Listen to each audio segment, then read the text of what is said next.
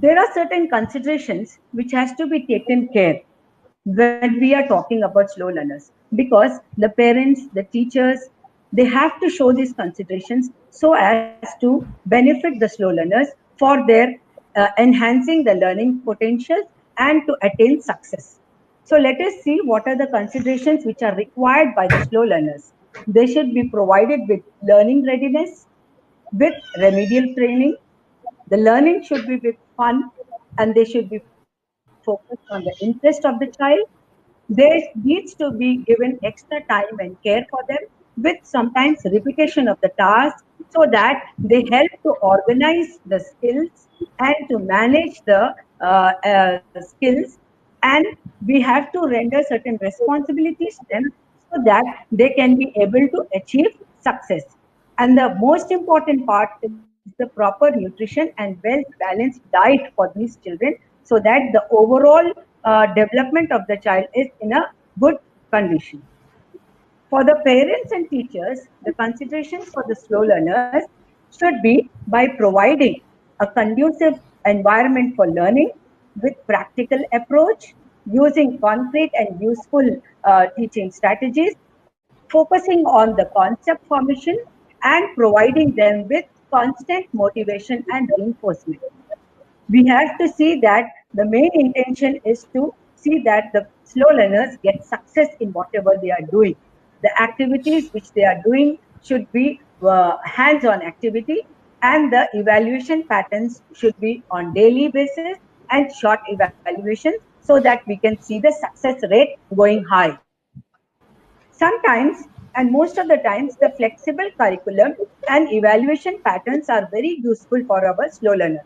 If the flexible curriculum is there, then the slow learners will find it more easy, and that they will be increased in the self confidence, and the interest in the learning will also increase. Whereas if the flexible evaluation patterns are there, such as the more of objective type, such as match the following, fill in the blanks, true or false, yes or no, one word answers, or one sentence answers, it will be more easy for them to answer the objective type of questions, because the success rate will be high, and this can boost the overall confidence level of the children who are slow learners.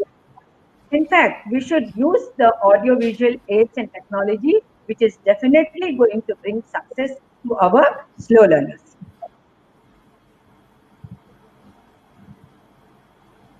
Along with the considerations, there are certain guidelines for the parents and teachers. Why? Because when these guidelines are provided to the slow learners, they will definitely bring overall personality developmental changes in the children who are called as slow learners. The acronym TEA stands for the thoughts, the emotions, and the assistance.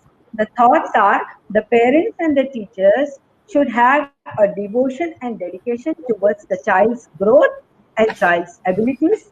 They should not compare the child with other learners, and they should be determined to see that the child gets success.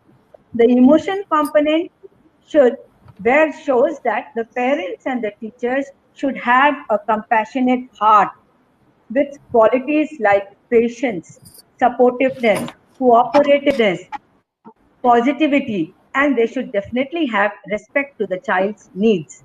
And the last acronym A, which stands for assistance, is that the parents and the teachers should make themselves available when the child is working.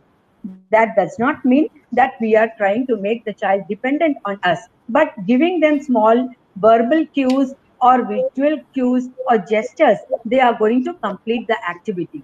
There should be consistency in the routine. We should be communicating with the children, because our slow learners do not initiate the conversation, and we can encourage them for social participation and social interaction. We should be providing a conducive learning environment to them. We have to reward the child for the favorable behaviors which he is showing.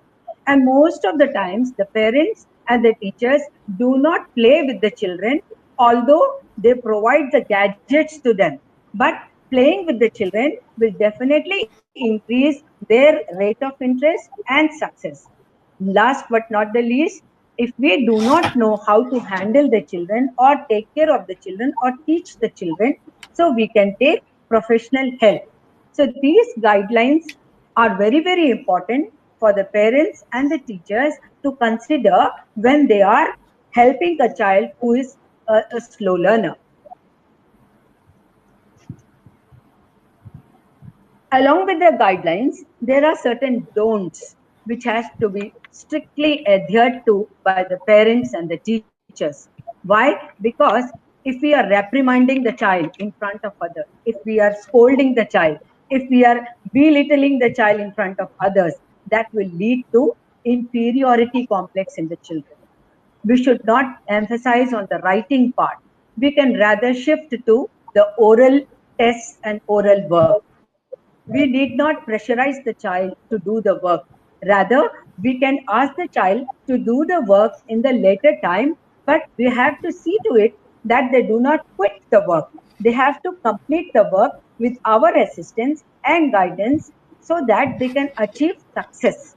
So, above all, the don'ts, the major important component in the don'ts is that we should not be overprotective or overprotecting our children.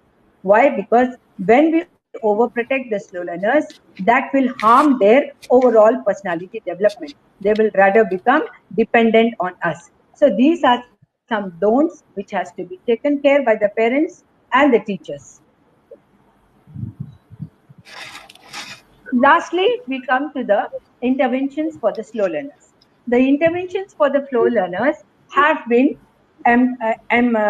divided into four components: the environment, the assignments, the assessments, and what to avoid. When we look into the component of environment, we as teachers and parents should give more time to the child to learn by reducing the distractions. The distractions can be noise and high illumination of lights, or they can be made to sit by altering the seating systems. We can make the child sit near the class, a teacher, or we can make the child sit near a good student so that we can render the buddy system or the peer help for helping our slow learners. We have to give more of training equipment using innovative tools and technology by allowing breaks. That is, an activity can be broken down into small sub activities with break, like 10 minutes when they are doing an activity, 5 minutes a break can be given to them, and later on again 10 minutes can be given to them so that they are able to achieve success. So these, and the lastly, the small groups. We have to place the child in a small group. A small group consists of three and not more than three. Because when we have a small group, our slow learners will have the advantage of socializing and also taking up the responsibility of completing the task. So these are the components for interventions for environment.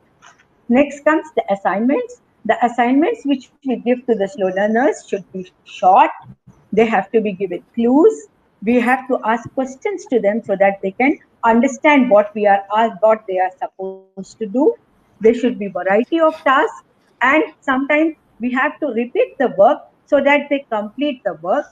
We have to give them concrete tasks rather than abstract tasks. And sometimes these our slow learners, they have problem in transfer of training, the positive transfer, the negative transfer, and also the zero transfer. So we have to make them understand what are these transfer of training, and we can help them generalize the learning skills from one situation to another situation. We have to see to it that we give them simple directions using simple vocabulary so that they can comprehend the instructions and achieve success. Now comes the assessment part. The assessment should be on daily evaluation so that we can see that they are achieving success every day. The assessments can be simple, short tests, mostly focusing on the oral test. We have to give them a positive feedback, although we require a redoing of the task, but still we have to be positive. We have to give them the advantage of exploration, and then we can evaluate the work, because our focus is on the success of the child. If the child succeeds, then he will be able to do that behavior again and again. And the last part is what should be avoided by by the parents and the teachers. That is, we should not compare our slow learner with any other learner, because again comparisons will lead to inferiority complex and low interest in the studies. There should be no larger groups. They should not be left with incomplete tasks, and we should not ignore this problem, because this is a very genuine problem and we require to help them after proper identification and diagnosis. The last stage